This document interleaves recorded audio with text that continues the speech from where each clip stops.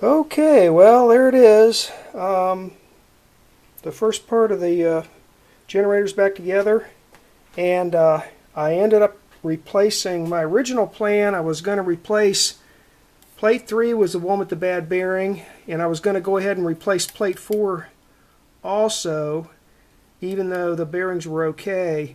I ended up replacing 3 and 4, and then I couldn't get the generator back together, and the reason for that is down there where that brass piece is, that goes through plate 4. That's a coupling, and the hole in the plate, the hole in plate 4 is a bigger hole than most of the other plates. It's big enough to allow that brass piece to pass through there. So I assembled it with a plate 4 from a donor, only to find out that I couldn't fit the brass piece in there. So I had to take that plate back out and put the original one back in. So in the end, I ended up just replacing plate 3, which was the one with the bad bearing. So I lucked out that way, in that plate was the same in the donor.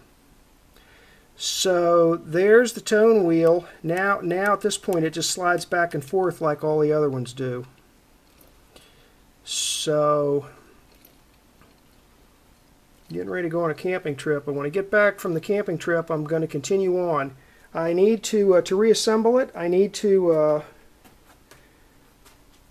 I've got all the spacers in. I got the motor back on. Right here I replaced a wick that was missing. I just used regular cotton wick and cotton thread, and I'm going to put oil on each bearing just to make sure it's got oil on it, although they all seem to be oiled pretty well.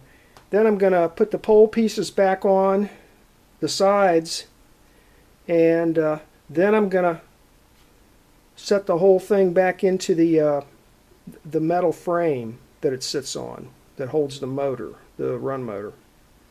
Then I'm going to have to strip a whole ton of wires and resolder.